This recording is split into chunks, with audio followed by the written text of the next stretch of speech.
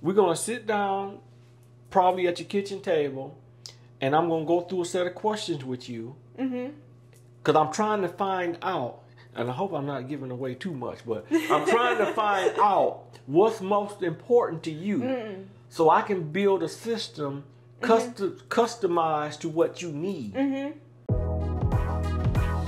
Hey there, Albion. Are you ready to discover the hidden gems of our community? I'm Cassidy Porter, your host and proud Albion resident. Join me on Brick by Brick, the podcast that celebrates the people, places, and stories that make Albion so special. Together, we'll explore the rich history of our town, from its manufacturing roots to its vibrant present.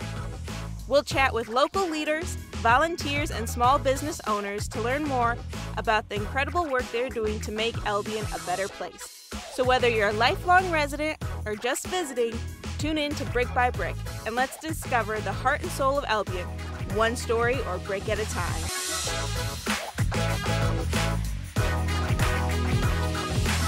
Welcome back to the Brick by Brick podcast. I'm your host, Cassidy Porter. Today I'm joined by Ian Barbour, owner of Barbour Heating and Air here in Albion, Michigan.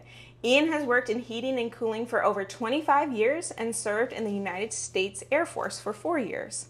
Thank you for joining me today, Ian. You're very welcome. So the podcast normally starts off with a discussion about your Albion story and your connections to our community. My Albion story, my connection is I'm pretty much born and raised here. I only left here to go to the Air Force. It's a funny story. I came home on leave, and it was during the Festival of the Forks time, and I met one of the elder gentlemen in the community.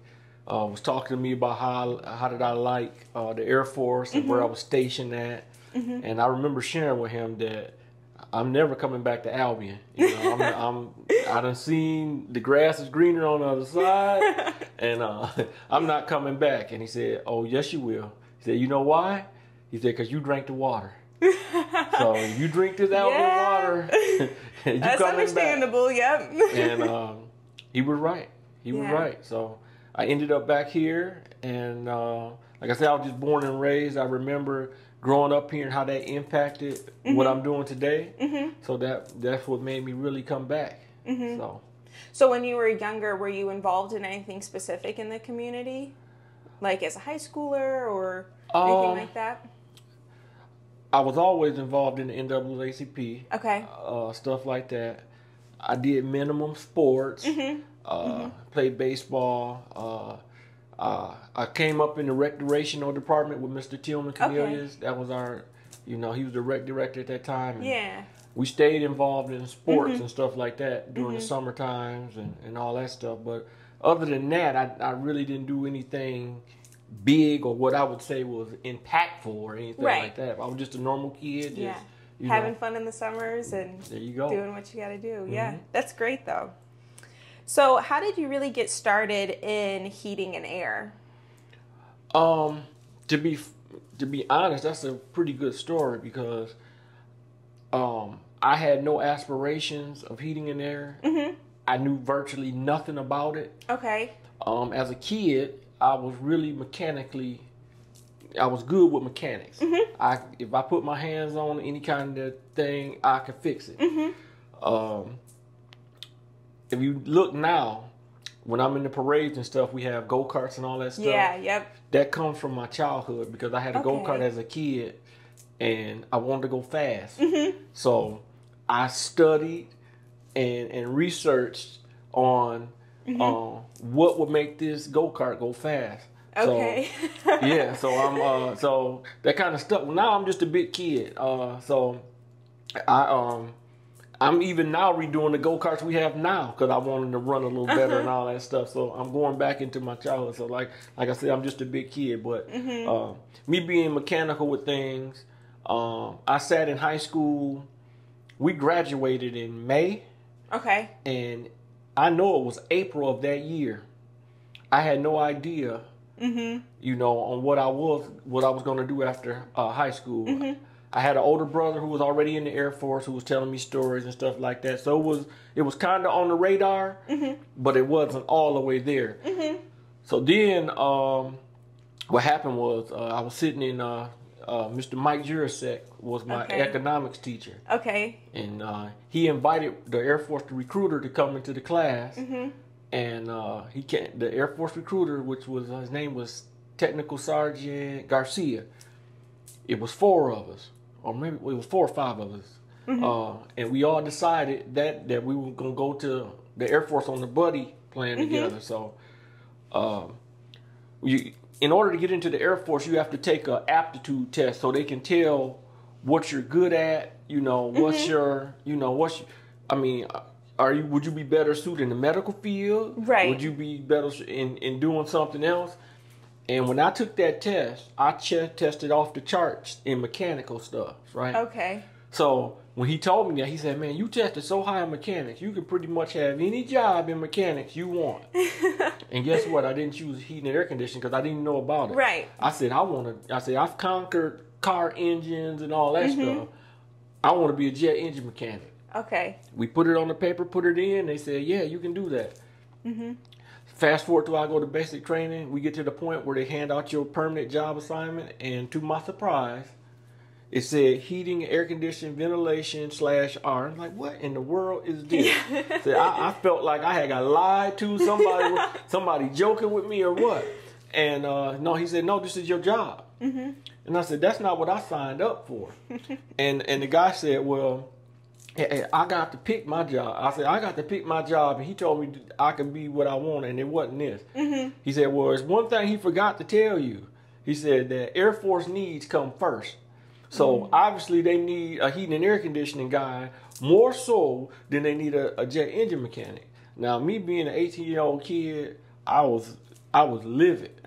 It was to the point where, I went to go see the commander and all that stuff. And he pretty much brushed me off like, this the job you got to take it. So I get upset. So first thing, I'm going to go call home and talk to my parents, right? Now, here's what I know about my parents to this day. My dad could be sitting right there by the phone, and he not answering. His thing was, it's not for me what I'm answering for. That's just the way he was, right? But this particular day, he picked the phone up on the first ring.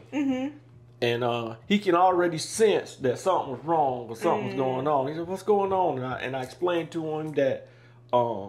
they had changed my job and I ain't like the job and I'm going. He said, and I went on for so long. He stopped me. He said, if it's that bad, what's the job? And I told him, I said, it's heating and air conditioning. And I went to ranting again. And he stopped. He said, wait. He said, wait, you mean to tell me they finna give you heating and air conditioning? He said, son, that's what you want right there. That's what you want.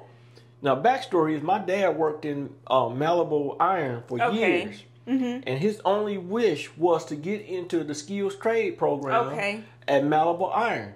He never could do it. And here I am. They done gave me the skill trade, and I'm complaining about it. So that's where it was coming from. He said, Ian, I'm telling you, that's what you want.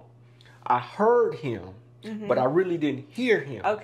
You understand? It went in one ear and went out the other. So it really didn't... you're 18. Of course it is. It really didn't hit home yet. So I go on. I had like a week more to go in basic training. I graduated basic training. My parents came and all that good stuff. And now I actually got to come back home in between. No, I didn't. I went to school, technical school. Now, here's the other kicker. In the Air Force, your tech school is usually, depending on your job, from anywhere from 5 weeks to 18 weeks, 19 weeks. HVAC was one of the longest tech schools there were. Not to mention that when I got to my first, when I got to the base, it was a gap in time. So I had to wait 2 weeks before I could even start class. So now, instead of going to class every day, they've given us chore details. I'm raking leaves or cutting grass. And I'm like, man, I didn't sign up to the Air Force to be, but anyway, I finally make it into school. And I get to this potential section they call blocks. First block is what tools you're going to be using, and the next block. I got to the electrical block. And this is where they said like it has like a 70 to 80% dropout rate. Oh, wow. Because they can't get past reading electrical diagrams. Okay. Well, I'm sitting in class with this, and I'm really not even paying attention because I already know how to read electrical diagrams because I had went to the Voed Center in high school. Okay. So I was already taught to do that. So again, I'm an 18-year-old kid. I'm in class, and if you don't get my attention, then it's not going to be good. So I'm messing around in class, and the teacher stopped the class. And he said, well, you know, since you think you know so much, why don't you come up here and show me how this diagram works? And so, okay. So I rolled, and this was the time, y'all probably don't even know what this is. I think it was called a microfiche or something. It projected. Okay. In today's time, you don't have that. But anyway, so I go up there and I just I breeze right through the electrical diagram. After this class, the teacher, his name was Mr. Spate, he pulled me to the side, and I mean he fussed me out because he was trying to get something out of me. It wasn't in a derogatory way. It was in a good way. He was like. He said, hey, Barbour, you come here. And he said, do you not know this is where everybody had the most difficult time? They failed, they flunk out. And here you is breezing through it, and you playing around. So then he proceeded to tell me, he said, let me understand. He said, you don't understand the potential you have. He said, I'm doing this instructor job as just a retirement job. He said, I own a heat and air conditioning company right here in Texas right now. While my guys are out working and I'm here in class with y'all, I still make money over there. Now, this was the killing deal here. He pulled out of his wallet and showed me his pay stub.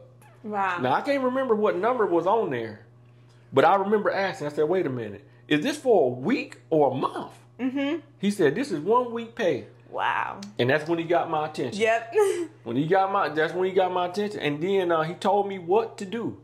He said, listen, man, you get through these classes, you put your best foot forward.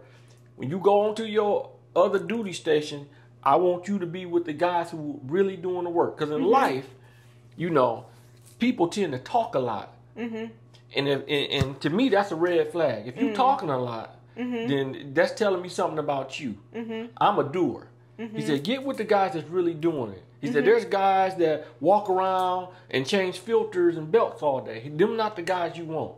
You get with the guys that's really doing the work, that's doing the hard stuff that can't nobody else figure out, that's going to train you. So when you get to the easy stuff, you'll breeze right through it. And that's exactly what I did. When I got to my base, I got one of the best supervisors I could ask for. It was we were a team, and they allowed me to do the jobs. And anything in life you want, you can have. You just got to work for it. You got to point in the right direction to get there, and that's what I did. So I did that, and then it came time for me. I had to make a decision: either stay in the Air Force or get out the Air Force and do something different. From day one, most people will tell you when you first get into the military, they probably gonna say, probably 80% of those people say, I'm not gonna make a career out of it. The other 20% probably say, yeah, I am. But out of those 80%, a lot of them end up making a career out of it. I don't know if it's because they're scared that they can't survive outside the military. My advice was different.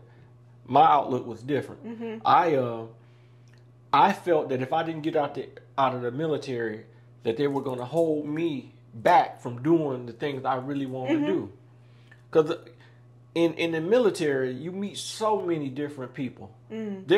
My kids right now today can't understand how I can pretty much go to anywhere in the continental United States, and I know somebody somewhere. If I get into trouble, I need some help, I can pick up the phone and call somebody from my military experience, even abroad. You know, I mean, stuff like that. So yeah, my military experience, I appreciate what they did for me, because I will say this: if it was not for the Air Force, If it was not for the Air Force, I can't tell you where I would be today. I can guarantee you I wouldn't be sitting here today doing what I'm doing because I would have never opened up that door. They would have never opened up that door. So that, I remember when I decided that I was going to get out, they threw a little party or whatever, and I got to say a couple words. And I remember and I remember telling them that at that time, I remember saying that it wasn't that I didn't like the Air Force. I love the Air Force. But if I don't get out now, they're going to keep me from doing what God really intended me to do. And the crazy part is, I had no clue on what that was. You just knew it was your time. I just knew it was my time. It was time to go. That's really interesting. Yep. So then how did you end up starting your business here then?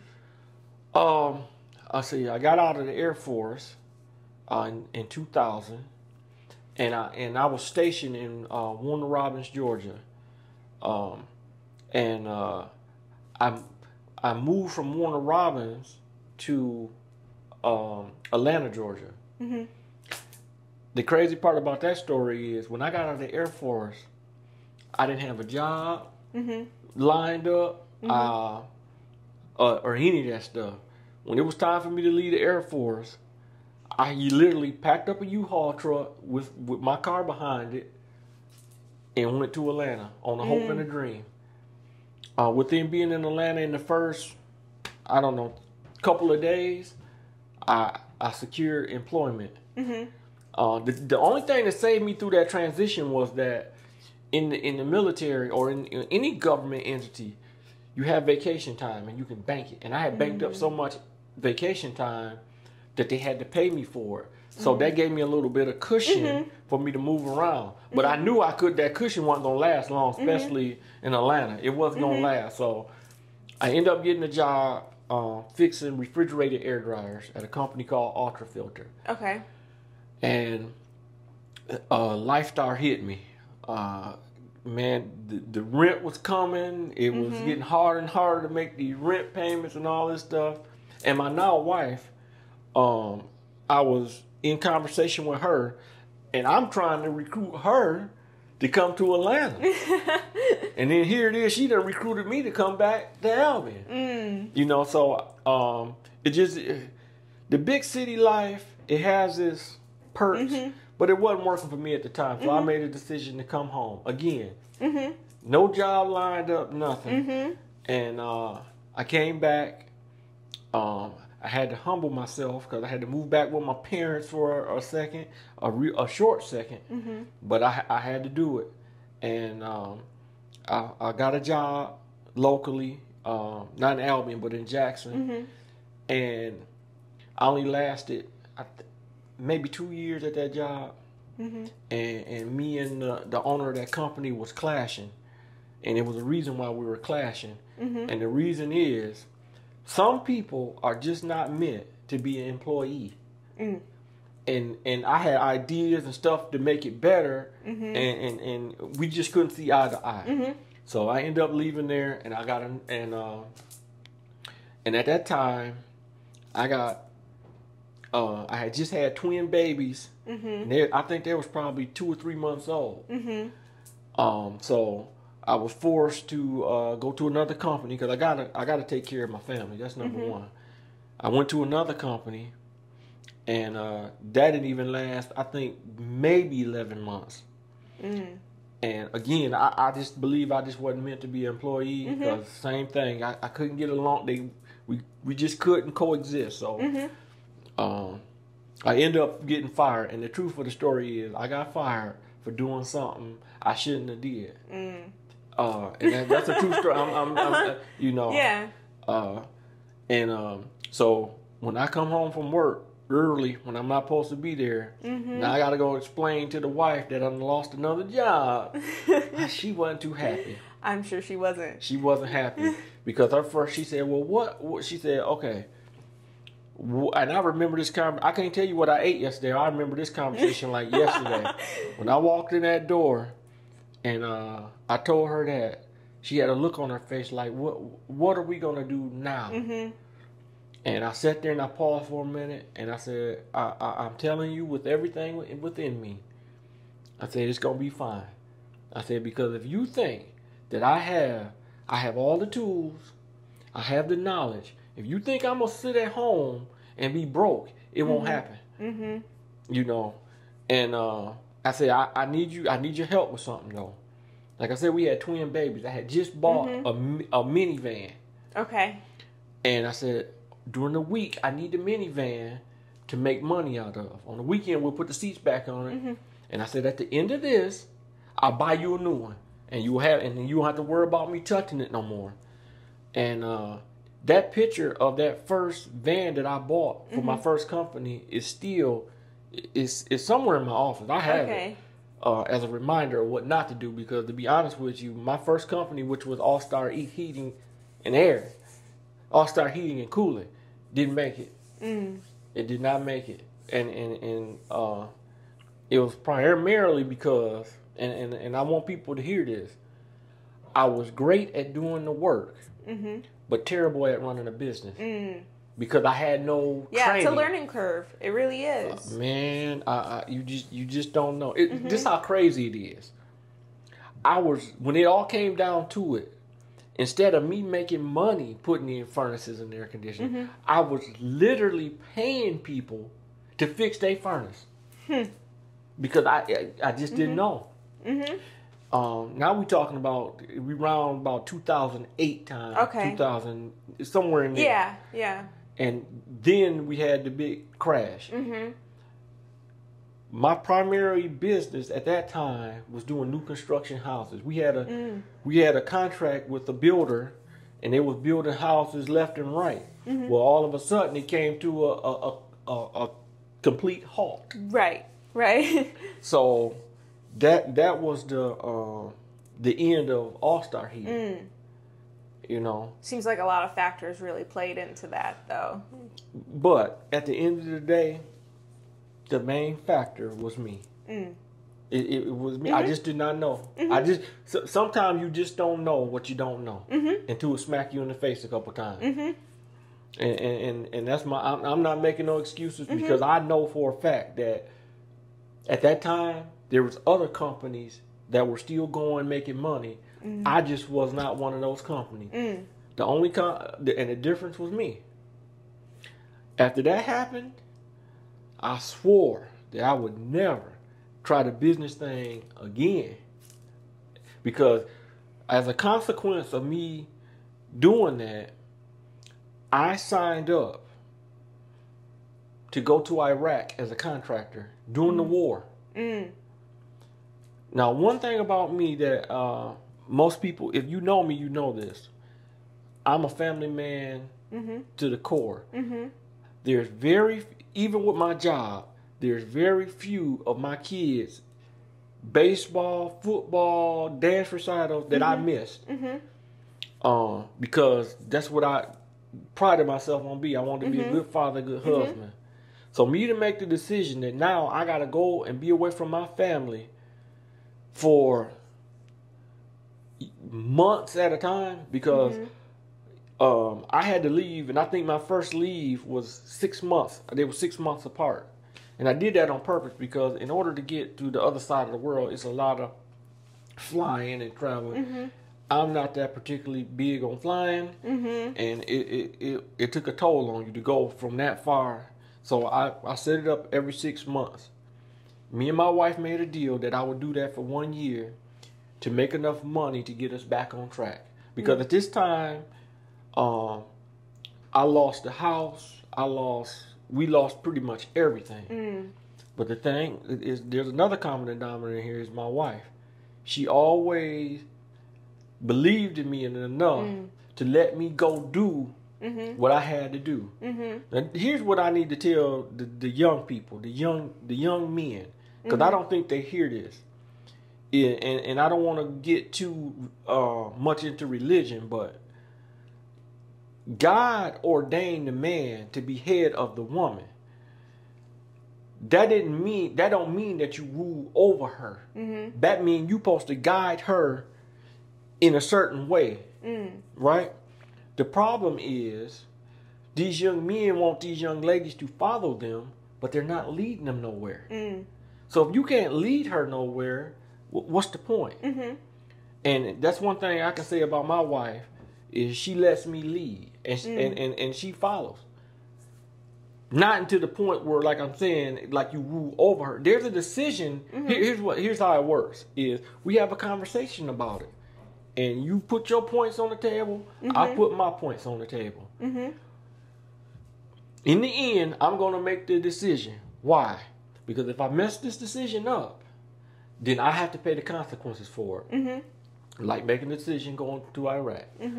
That was another hard conversation I had to have with not only my wife, my grandparents at the time, my parents, you know, my siblings, because they really didn't want me to go. But I said, no, I have to do this. You know, I have to do this to put everything back on track, and that's exactly what I did. And you know, that really helped me, and that goes. And the only reason why I was be able to get that job is because one of the gentlemen I told you with, that I went to the Air Force with, he was a contractor over there.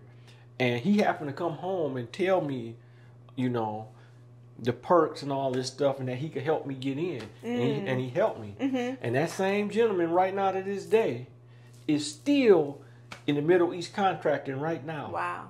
Yes. Wow. You know, so I just believe that God got a path for everybody's life. It's on you to follow that path. Now, if you venture off, God give everybody certain gifts. And you know what your gift should be. If you venture outside of that gift, then, you know, that's not your, I mean, you pretty going wrong. You making it harder than it has to be. Because like I say, I swore I would never, I was like, man, no, I'm not doing this no more. So fast forward, I come back from Iraq, and I took a job at Albion College, which I love working at Albion College. I love the people. It was a great place to work. I have no and after about 2 years, I don't know what it is about 2 years, but about that 2-year mark, I get a phone call from a recruiter from another company, and they were trying to recruit me away from Albion College, and I told them up front, I was like, listen, I love where I work at, I love my job, so I'm not really looking for that. But again, she put the dollar amount on me, and she kind of got my attention. It will do a lot. It will. And I mean, because at the end of the day, you got to do what's best for you and your family. So I went after the care, and I went to another company, and I liked it working there. And then I had an accident. I had a hunting accident. I fell out of my tree stand, and I dislocated my left knee. Oh, yeah. To the point where, let me back up a little bit. When I was at Albion College, I used to work out on my lunch breaks. Okay. And there's a group of guys that used to be there every day. We all worked out together or whatever. And one of those guys was Tom Pitt. He works for, he does a lot. He actually is a Albion College alum, but he works at Decker Manufacturing now. And he's also a EMT. When I fell out of my tree stand and got hurt, he was one of the ones who came to come get me, right? And we had and I mean, when I say I was hurt bad. Because we had a conversation out there he's like, listen, if I don't do this, you could lose your leg. And sure enough, he popped my leg back in the socket, which was a painful ordeal, but you know, it had to be done. So fast, I get to the hospital, and one of the head surgeons over there, he came into the room. The first question he asked me, he said, "Man, do you believe in God?" And I said, so I'm saying to myself, if he asked me that, it must be real bad. So I said, yes, sir, I'm a believer. And he said, because most people that I see with that injury, as severe as yours was, they lose their leg. Wow.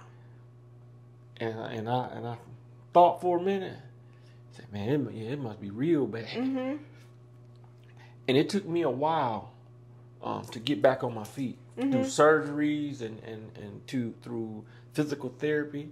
Man, I'm telling you, you talking about taking a butt whooping in physical therapy. Yeah. I'm telling you that I'm not the toughest guy in the world, but I'm gonna fight to the end. And when I say they were about to tap me out, oh yeah. So my older sister recently became a physical therapist. So she's the one that's putting people through all of that these days. So yeah. You know, and shout out to the Ice Cube up in Ann Arbor. It was 3 young ladies who worked with me for months to get me back to where, you know, it's amazing that if I want to run, I can. You know, I choose not to because I don't want to put that stress on my knee, but I can walk and run. I can do what I want to do and work and all that stuff, because without them, I don't know if I could. It was that bad. Wow. You know, so me getting hurt caused me to lose my job. I couldn't go back to work in a certain amount of time. Yeah. So that kind of pushed me into doing, you know, odd jobs here and there, which I would, you know anything about me, I'm not going to sit at home and do nothing. On the weekends, I was doing things. I already had my mechanical contractor's license, so legally I could do what I wanted to do. I was doing it on the weekends, and then this accident happened, and it just showed me that, again, maybe being an employee is not my forte. Gotta try it out again. I got kind of pushed out there again, and I said this time I'm gonna do it right because I'm the kind of guy that tends to learn from. I may make a mistake, but I'm not gonna do it twice. And I took it to another level, and I hope I get this right. This saying right. They say a smart man will make a mistake, learn from his mistake, and never do that mistake again. Say a wise man will watch the mistakes of others and never make the mistake in the first place. And that's where I'm sitting at today. Okay. Now, I make mistakes. Now, don't get me wrong, but they're not as hardcore as mistakes, like mistakes that you can't overcome, kind of thing. So, that's what I pride myself on in business is I'm trying to build something here. You know, it's not, and the thing that me growing up in Albion, me being around from Albion is people, they think that literally when they see one of my trucks that chances are I'm driving that truck. Wrong answer. Every truck that I have, they think that I'm the one who, there's no possible way that I can do all these service calls. I can't do all these installs. There's no way. I have a team of people that we all work together. As we sit here today, I don't even have a Barbour heating vehicle. I was forced to give them away because they took my tools from me. They took, all this stuff from me. Now if I have to go help them or they get into something and I need to go help, then I will. But my day to day basis, I'm not in the Barbour heating truck. My job today is to build the business to make sure they can feed their family. That's my job. That's what a good owner does. Yep. Being able to have others step up to do the work so you can continue to grow the business yourself. Yes, ma'am. Yeah. Yes, ma'am. Yeah. So what about your business makes it unique then to other HVAC companies? What makes it unique is that I put my heart and soul into this. It bothers me if and it happens rarely because we prepare for this, but if there's a situation and say it's real cold outside, because I'm going that way because air conditioning literally is a luxury here in Michigan. It's not a necessity. But in the wintertime, it's a necessity. Mm-hmm. And if I have a customer that is left without heat, and there's no way that we can get it running, and I have to leave them without heat, that bothers me. It literally keeps me up at night, because I care that much. It's not about, it's not about the money, it's that we're providing a service to people. So that's one unique thing. And I'm willing to, whatever I say we're going to do, we stand by it. We stand by it. And a part of the reason is this, is I live in this community. I want to be able to go to the grocery store and stuff freely without some negative person bothering me because he felt that I did his system wrong. No, that won't happen. Because we have a guarantee. There's a reason why I named my company after my last name. If I put my name on it, then there's no more talking. If and this didn't happen. If I make a mistake, if we as a team make a mistake, then it's on us to correct that mistake. And it shouldn't cost you anything. It won't cost you anything.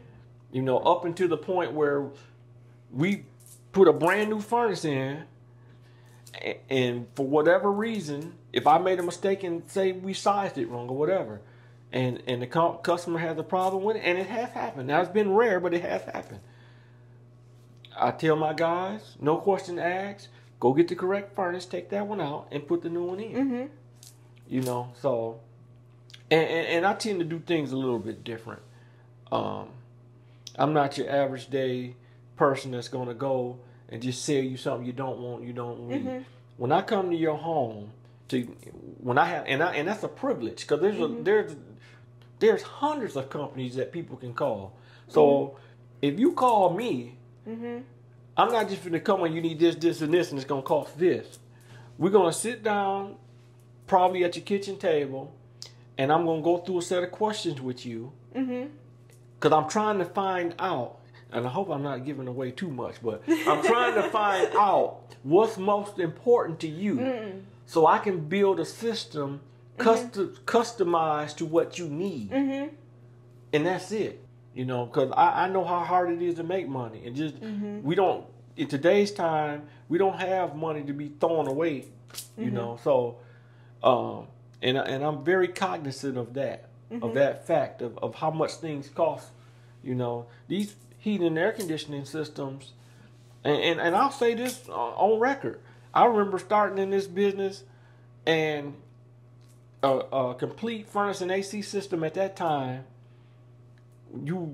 if you spend $5,000 for both, it was kind of expensive. But today, minimum, just as a average, it'd be double that for furnace and AC system, depending on what you pick. So that people don't just have that money just laying around just to throw away. Right. So I'm very cognizant of that.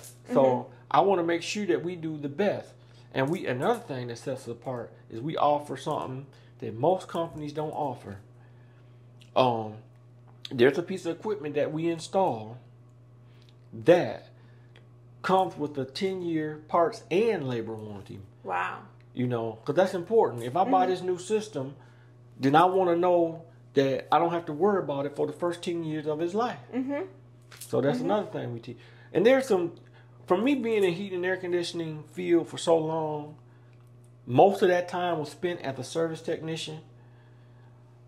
I pull from my experiences on the stuff that I seen that could have been made better. So that's what I put into when I'm going to sell somebody something. I'm putting all my experience and all that stuff into it. And when I sit down with you in your home, I'm thinking about if this was my home, what would I want? And that's where I put it in there. A lot of passion, a lot of care for the individual. And it's genuine. It's really genuine because I live by the golden rule. I want somebody to treat me. I tell my guy, don't treat the customer like you want them to treat you. Treat them like you want somebody to treat your 90-year-old grandmother. Yeah. Somebody who knows absolutely nothing about heating and air or plumbing or electric, none of that stuff. She's trusting you to come into her home and do the right thing. So that's the way we go with it. And I'll tell you this, and some people think it's arrogance, and it's not. I just got Mamba mentality. Kobe Bryant was one of my favorite basketball players. I don't get out the bed in the morning unless I'm gonna be the best. It's that simple. You can keep the second place trophy. I don't get up at 3:45, 4 o'clock in the morning every morning to be second place. That's you have just that the way drive. You have that passion for it. I just can't do it. It is funny, my wife. You're competitive at everything. I can't help it. Some people are just built like that. I can't help it. I mean, we don't have time to waste. We really don't. You know, it's over. Your life, I don't even know the numbers on this, but this is the way I calculate it in my head. It's not that life is so short. It's that death is so long. The people that died in the Bible thousands of years ago are still dead today. So put that in perspective.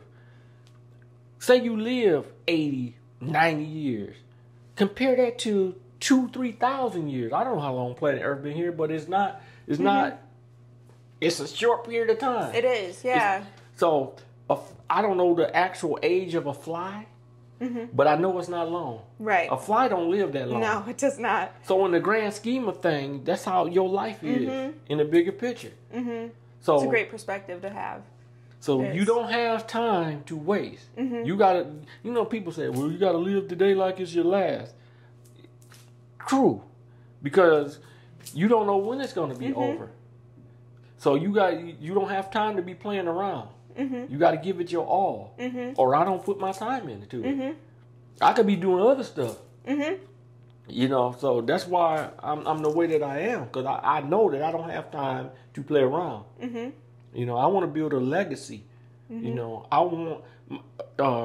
I was having a talk with the kids one time, and I want my great grandchildren to know who I am.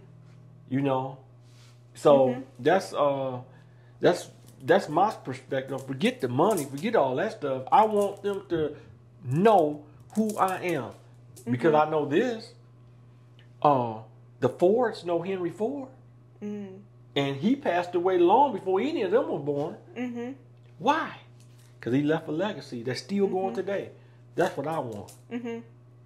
So is that, like, passion for a legacy also what drives you to be so involved in the community? Like, I know you're a part of the Festival of Forks Committee, you're a board member for the Greater Albion Chamber of Commerce, and you're also a member of the EDC board. Is it that lasting legacy that you want to have in Albion, or what drives you in those places? When it comes to being serving on boards and stuff like that was a hard decision, because by nature I'm really not a board type person. Okay. I'm more of a tool bag kind of person. I'm not the boardroom guy. But the reason why I got involved with those kind of things was because I want to invoke change. I want the young kids that's coming up in Albion now to have the similar stories that I had as a kid. Okay. And in order for that to happen, some things here has to change. And we want Albion to progress. I mean, if you talk to my generation, you talk to them about what the Festival of the Forks looked like when we was kids. Or you talk about how many jobs and how many people were here. Listen, I'm a wildcat through and through. I no shade on the Red Hawks or the Yellow Jackets or whoever they are. I'm a wildcat through and through. I remember the days when that high school up there, you couldn't get in the gymnasium during a basketball game, because here's the thing, they never lost. The only time we would get beat was when we come up against people who went to the NBA. Them the losses I remember, that we lost to Chris Webber, and we lost to Shane Battier. and people like that who we played against these when we was in high school. You know, that's what I remember, and it just I'm just a Wildcat, so I want the future generations to be able to experience that, and it's possible. It's possible because enough money changes a lot. So back to the question about why I am involved on the boards and stuff, because I want to help invoke change. I want to help push Albion in the right direction, and you know, if any little thing that I can do to make that happen, I'm all for it. But again, I don't have time to waste. Right. So when I go to these board meetings and we sitting in these meetings and stuff, I'm very intentional on what's going on. You know, so got to get things done. We got to get stuff done and moving. Again, I'm not with the talking. I'm about with the doing.